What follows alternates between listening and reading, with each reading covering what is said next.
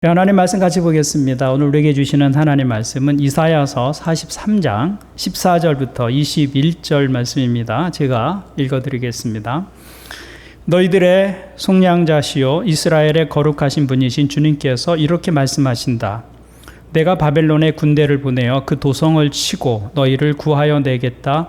성문 빗장을 다 부수어 버릴 터이니 바벨로니아 사람의 아우성이 통곡으로 바뀔 것이다. 나는 주 너희의 거룩한 하나님이며 이스라엘의 창조자요 너희의 왕이다. 내가 바다 가운데 길을 내고 거센 물결 위에 통로를 냈다. 내가 병거와 말과 병력과 용사들을 모두 이끌어내어 쓰러뜨려서 다시는 일어나지 못하게 하고 그들을 마치 꺼져가는 등잔 심지같이 꺼버렸다. 나주가 말한다. 너희는 지나간 일을 기억하려고 하지 말며 옛 일을 생각하지 말아라. 내가 이제 새 일을 하려고 한다. 이 일이 이미 드러나고 있는데 너희가 그것을 알지 못하겠느냐. 내가 광야에 길을 내겠으며 사막에 강을 내겠다. 들짐승들도 나를 공경할 것이다. 이리와 타조도 나를 찬양할 것이다. 내가 택한 내 백성에게 물을 마시게 하려고 광야에 물을 대고 사막에 강을 내었기 때문이다. 이 백성은 나를 위하라고 내가 지은 백성이다. 그들이 나를 찬양할 것이다. 아멘. 오늘 말씀은 유대인들이 바벨론에서 포로로 살아가던 때를 배경으로 합니다.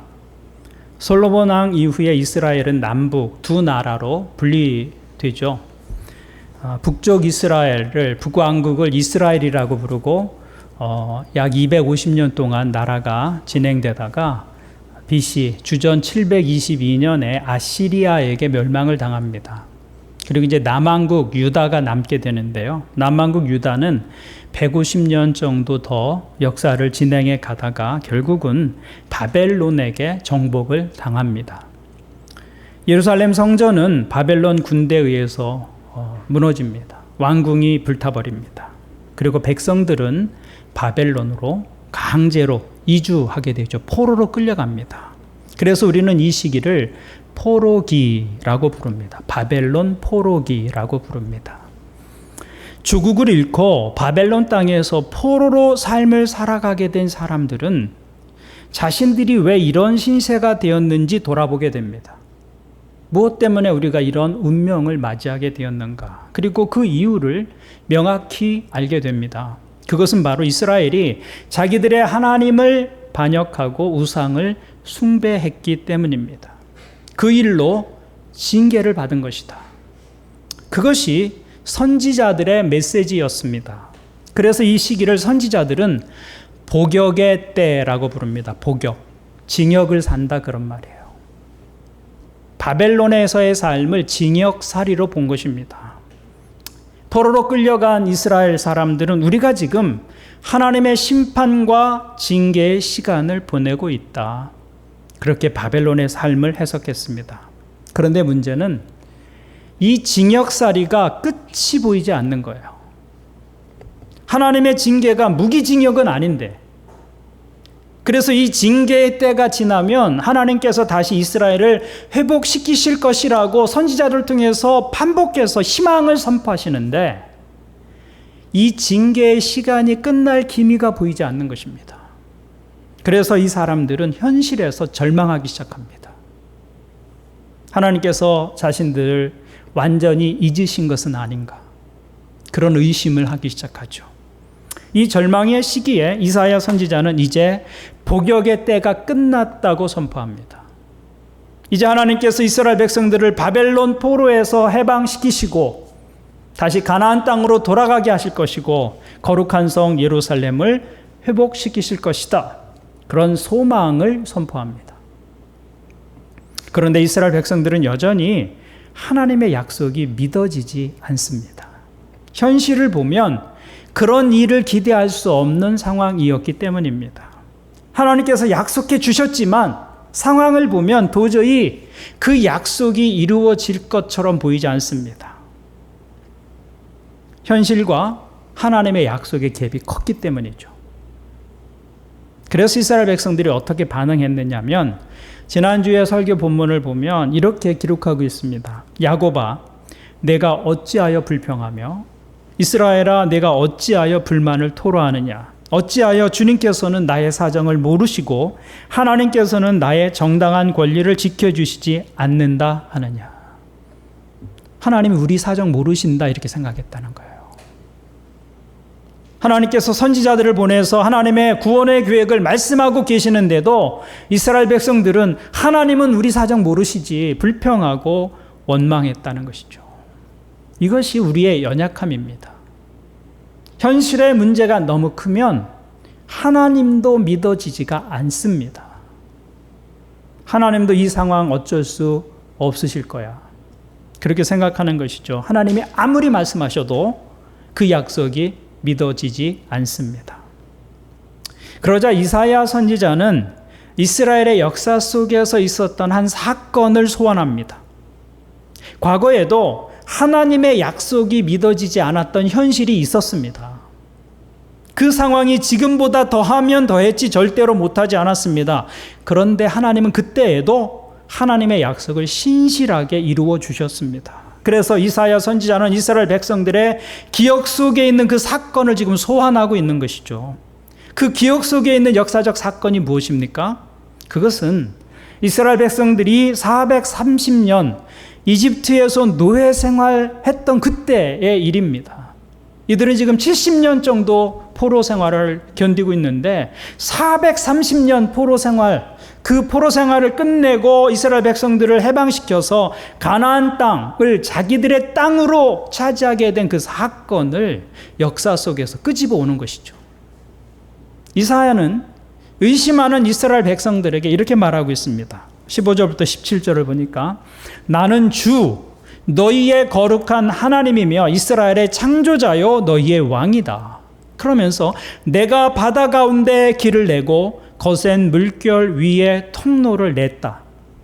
내가 병거와 말과 병력과 용사들을 모두 이끌어내어 쓰러뜨려서 다시는 일어나지 못하게 하고 그들을 마치 꺼져가는 등잔 심지같이 꺼버렸다.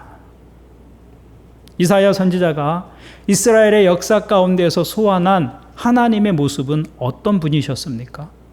그 하나님은 길을 만드시는 분이었다는 것이죠. 길을 만드시는 분. 그래서 15절을 보니까 내가 바다 가운데 길을 내었고 거센 물결 위에 통로를 내었다 이렇게 말씀하고 있어요.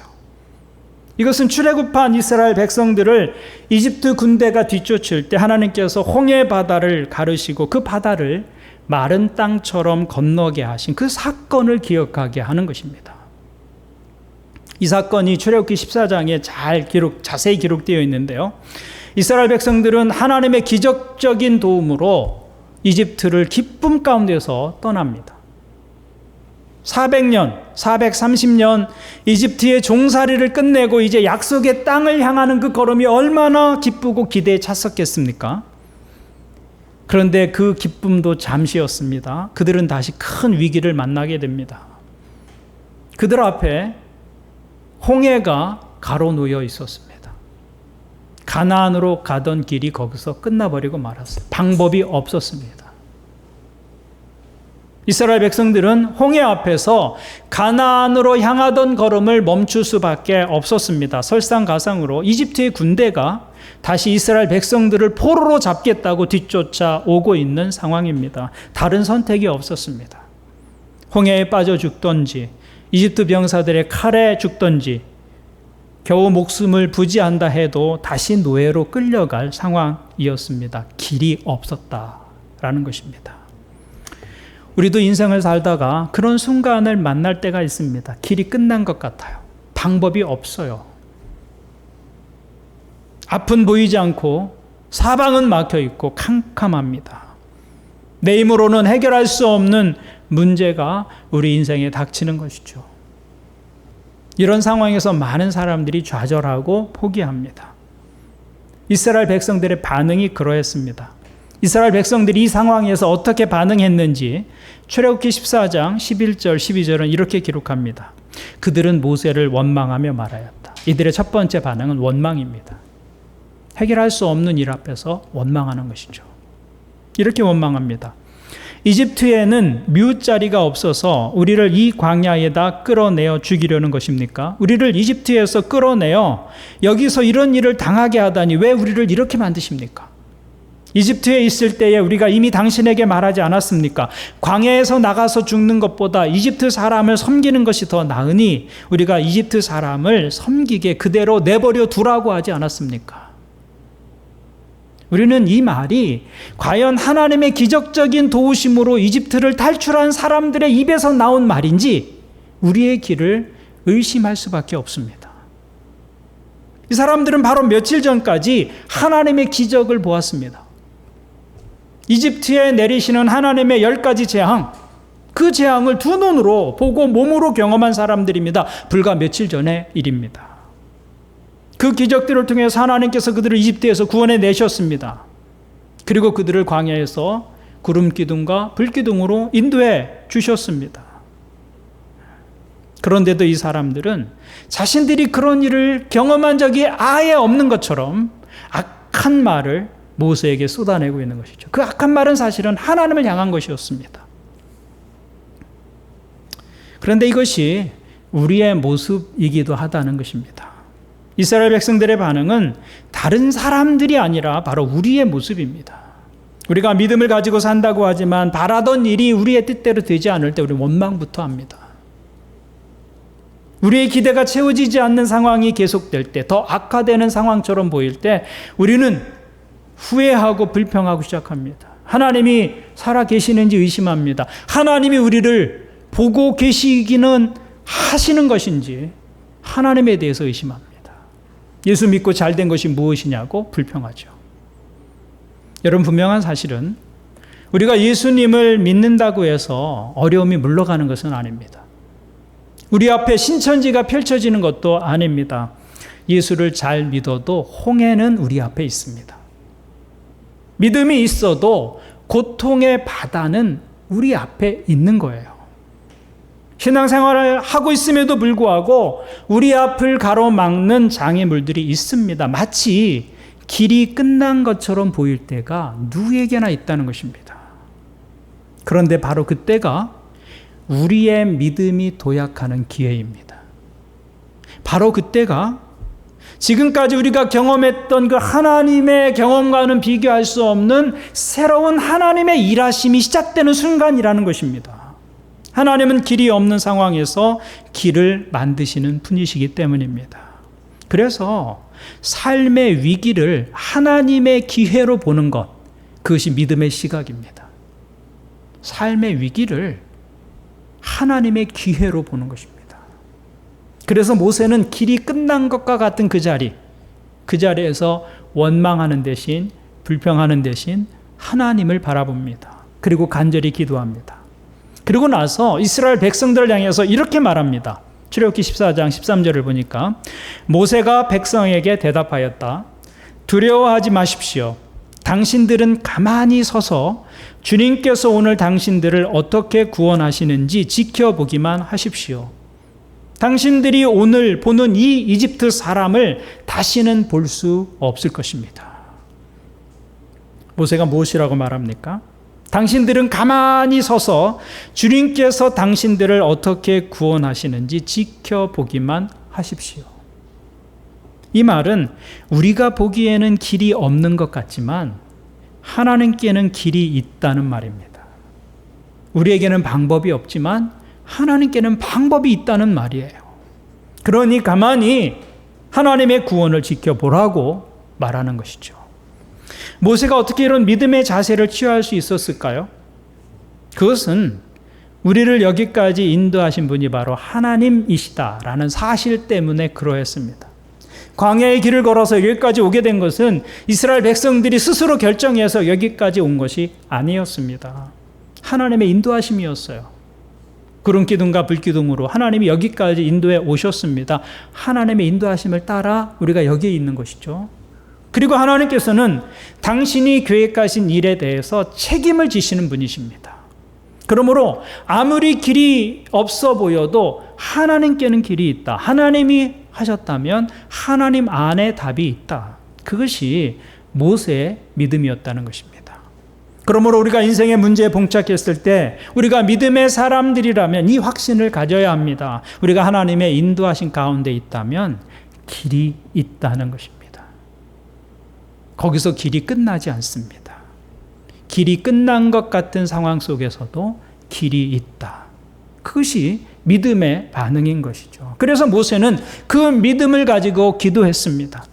홍해가 가로막고 있는 그곳에서 이집트 군대가 추격하고 있는 그 시간에 모세는 기도합니다. 길이 막힌 그곳이 기도의 자리가 되는 것이고 원수가 쫓아오는 그 시간이 기도의 시간이 되고 있는 것이죠. 그랬더니 놀라운 기적이 일어났습니다. 홍해 가운데 하나님께서 길을 만드신 것입니다. 길이 끝나버렸던 그곳에 아무도 걸어보지 못했던 새로운 길, 역사상 아무도 걸어가지 못했던 그 길을 걸어서 이스라엘 백성들이 홍해를 건넌 것이죠. 길이 끝난 곳에서 하나님은 새로운 길을 열어주셨습니다. 출애굽 사건을 통해서 우리에게 보이신 하나님은 어떤 하나님이셨습니까? 길을 만드시는 분. 길을 만드시는 분. 하나님은 길이 끝난 곳에서 자기를 찾는 성도들의 기도를 들으시고 구원의 길을 여시는 분이시다. 그것이 이스라엘의 역사가 보여주고 있는 것이죠. 하나님은 그의 사랑하는 자녀들에게 새 길을 열어주시는 것을 기뻐하십니다. 그래서 우리 주님은 친히 이렇게 말씀하셨습니다. 내가 곧 길이요. 내가 곧 길이요, 진리요, 생명이니. 예수님은 내가 곧 길이라고 말씀하셨어요. 여러분, 예수 그리스도께서 길이 되십니다. 예수 그리스도는 길이 끝난 자리에서 열리는 새로운 길이다. 내가 길이다. 이렇게 말씀하고 있는 거예요. 그래서 길이 끝났다고 생각되는 그 자리에서 예수님을 붙잡으면 거기에 길이 있습니다. 예수 그리스도께서 길이 되셨기 때문입니다. 여러분, 예수님이 어떻게 우리의 길이 되어주셨습니까? 예수님은 죽음이라고 하는 우리의 인생이 끝나는 자리, 거기에말로 길이 끝나는 자리 아닙니까? 죽음 앞에 어떤 길이 있어요? 인간에게. 우리 인생이 끝나는 그 자리에서 그 죽음을 넘어서 영원한 생명으로 이어지는 새 길을 여신 분이십니다. 예수님은 친히 십자가에서 죽으시고 부활하심으로 죄인들을 구원하시는 생명의 길이 되어주셨습니다. 십자가 위에서 자신의 육체를 찢어서 죄인들이 아버지 하나님께로 나아갈 수 있는 새로운 길을 열어주신 분이십니다. 그래서 예수 그리스도를 믿으면 죽음을 넘어 길이 끝난 자리예요. 죽음이. 그렇지만 그 죽음을 넘어서 영원한 생명으로 이어지게 되는 것이죠. 그리스도께서 길이 되시기 때문입니다. 그러면 예수님은 영원에 이르는 길만 열어주시는 분이시냐? 그렇지 않다는 것입니다. 로마서 8장은 하나님의 약속을 우리에게 이렇게 말씀하고 있습니다.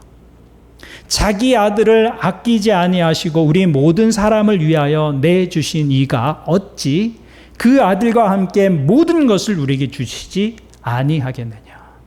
그 아들을 내어주셨다면 그 아들과 함께 우리에게 모든 것을 내어주시지 않겠느냐. 아들까지 내어주신 분인데 우리를 위해서 무엇을 아끼시겠느냐. 이렇게 말씀하고 있는 거예요. 우리에게 이 영생의 길을 열어주시기 위해서 자기 아들의 생명까지도 아낌없이 내어주신 하나님께서 너희 인생의 길을 열어주시지 않겠느냐. 어찌 영원의 길만 열어주시겠느냐. 이렇게 말씀하고 있는 것이죠. 그래서 출애굽기 14장 16절에서 하나님은 이렇게 말씀합니다. 너는 지팡이를 들고 바다 위로 너희 팔을 내밀어 바다가 갈라지게 하여라. 바다가 갈라집니다. 그러면 이스라엘 자손이 바다 한가운데로 마른 땅을 밟으며 지나갈 수 있을 것이다. 이게 역사 속에서 이스라엘 백성들에게 보이신 하나님이셨다. 그 말입니다.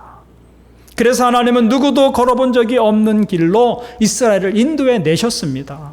하나님이 길을 내시니까 길이 끝난 것 같았던 그 자리가 사실은 지름길이었어요. 홍해를 건너니까 지름길이 되고 말았다는 것이죠. 그러므로 인생에서 길이 끝난 것 같은 상황을 만날 때 우리가 해야 할 일은 하나님을 찾는 거예요. 웨이메이커, 길을 만드시는 분.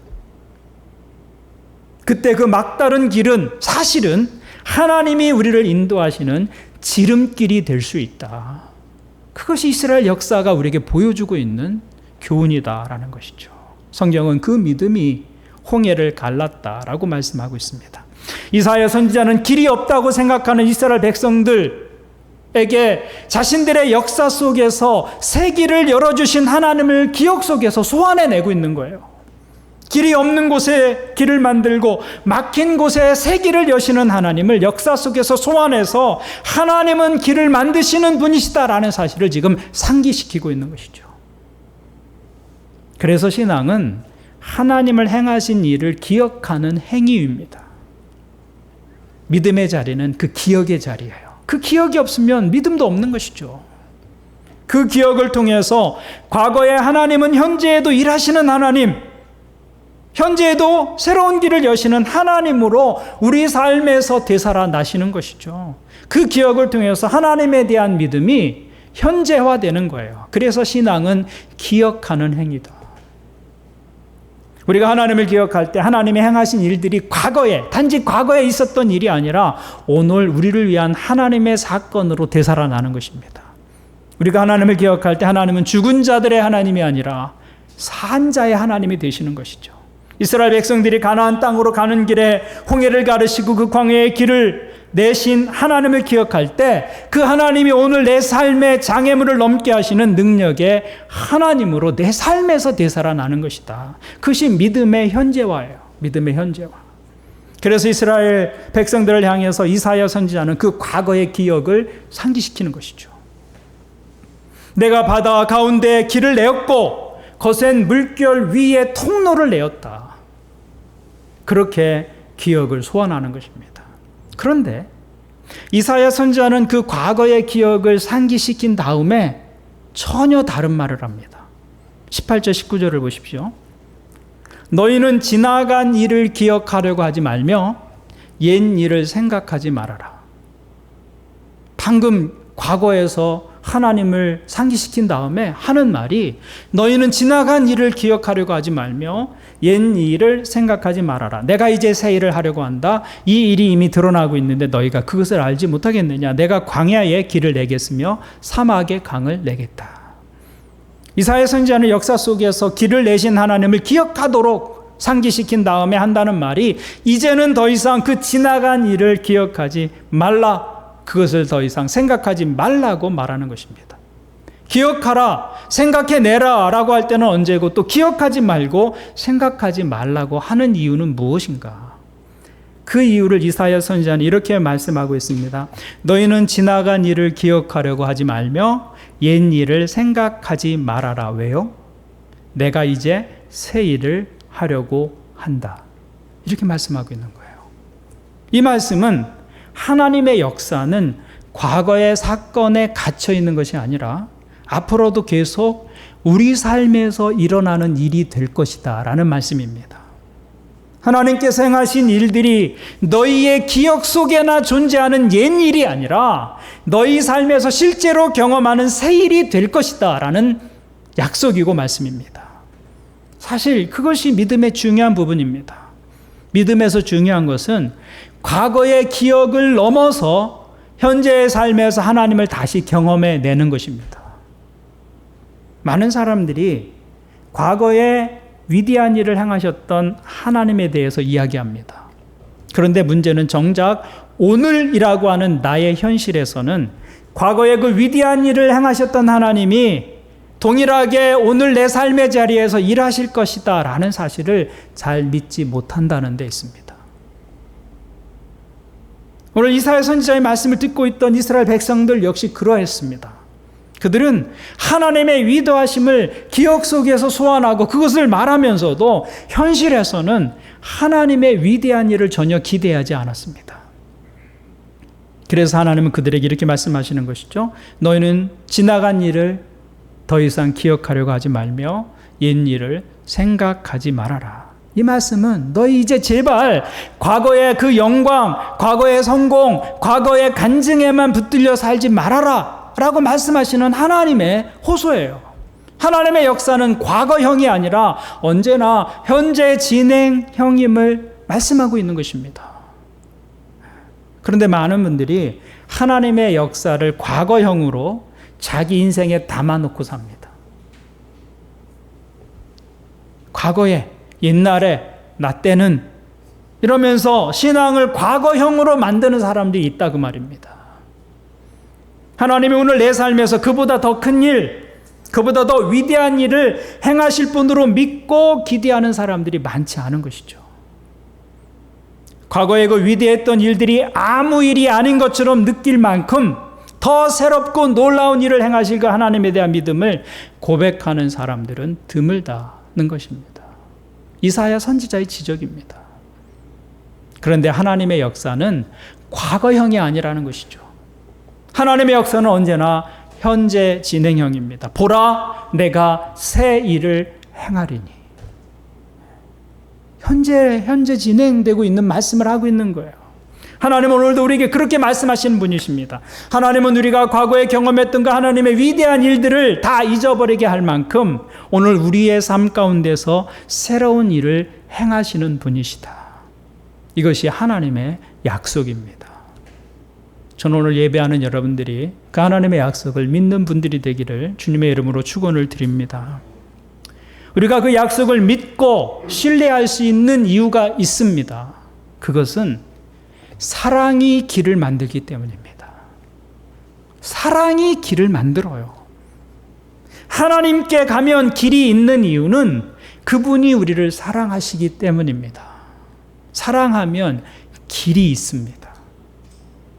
배고픈 자식을 먹이기 위해서 부모님들은 부끄러움을 마다하지 않습니다. 때로는 자존심을 내놓고 자식들을 위한 일을 합니다. 사랑하기 때문입니다. 사랑이 길을 만드는 겁니다. 그런데 하나님은 사랑이십니다. 우리를 사랑하시는 하늘의 아버지이십니다. 그래서 하나님께 가면 길이 있어요. 우리를 사랑하시기 때문입니다. 사랑이 길을 만드는 거예요. 하나님은 죄와 죽음의 사슬에 매여 있는 우리를 불쌍히 여기셔서 생명의 길을 열어주셨습니다. 하나님의 그 큰 사랑이 죽음의 골짜기를 가로지르는 생명의 길을 만드신 것이죠. 그 길을 여시기 위해서 하나님은 예수 그리스도의 생명도 아낌없이 우리에게 내어주셨습니다. 성경은 그것이 하나님의 사랑이라고 증거합니다. 그 사랑 때문에 하나님은 길을 만드시는 분이 되시는 것이죠. 사랑이 길을 만드는 것입니다. 그래서 우리가 하나님께로 가면 길을 발견할 수 있는 것이죠. 그러면 어떻게 하나님께서 내시는 새 길을 경험할 수 있을까요? 그것은 하나님의 약속의 말씀을 믿고 그 말씀을 따라서 한 걸음 발걸음을 내딛는 것입니다. 이스라엘 백성들이 홍해 가운데로 길을 내시겠다는 하나님의 말씀을 신뢰하고 발을 내디딜 때 홍해가 갈라졌습니다. 하나님은 당신을 신뢰하고 그분의 말씀을 따라 걸음을 내딛는 사람에게 새 길을 열어주시는 분이십니다. 그것이 믿음 생활이에요, 사실은. 하나님은 말씀으로 우리를 인도하십니다. 그래서 하나님이 말씀하시는 곳, 하나님의 말씀이 지시하시는 곳에 길이 있습니다. 믿음이란 우리의 발을 그 약속의 말씀에 담그는 것이죠. 그런데 많은 사람들이 믿는다고 하면서 자기의 발을 어디에 담궈요? 자기들의 생각과 세상의 방법에 자신들의 발을 담급니다. 그러니 길이 없는 것이죠. 그러나 믿음은 그런 것이 아닙니다. 믿음은 하나님의 말씀에 발을 담그는 것입니다. 말씀이 지시하는 방향, 말씀이 지시하고 있는 방법, 그것을 내 인생의 길로 삼는 것입니다. 그때 우리는 내 인생의 경험으로는, 내 능력으로는, 내 자원으로는 걸을 수 없는 새로운 길을 걷게 되는 것이죠. 그것이 주님께서 내시는 길입니다. 그러므로 여러분, 매일 아침 하나님의 말씀으로 여러분의 하루를 시작해 보십시오. 여러분의 발을 여러분의 생각과 방법에 발을 담그는 것이 아니라 하나님의 말씀에 내 발을 담그는 거예요. 매일 아침 하나님의 말씀을 묵상하십시오. 말씀을 통해 여러분의 하루에 길이 열리고 그 길이 평탄하게 될 것입니다. 말씀의 귀를 기울이고 그 말씀에 집중해 보십시오. 하나님의 말씀이 내 영혼의 귀에 들리는 날, 내 인생의 길이 새롭게 보이기 시작할 것입니다. 하나님의 말씀이 내 심령에 울리는 날, 인생의 장애를 넘어서는 하나님의 인도하심을 새롭게 보게 될 것입니다. 그 말씀을 믿고 한 걸음 믿음의 걸음을 내디딜 때 하나님이 여시는 그 길이 우리에게 보일 거예요. 그것이 하나님이 우리 삶을 인도하시는 방법입니다. 매일 말씀의 인도하심을 받고 새 길을 여시는 하나님을 경험하는 여러분의 믿음이 되시기를 주님의 이름으로 축원을 드립니다. 아멘. 기도하시겠습니다.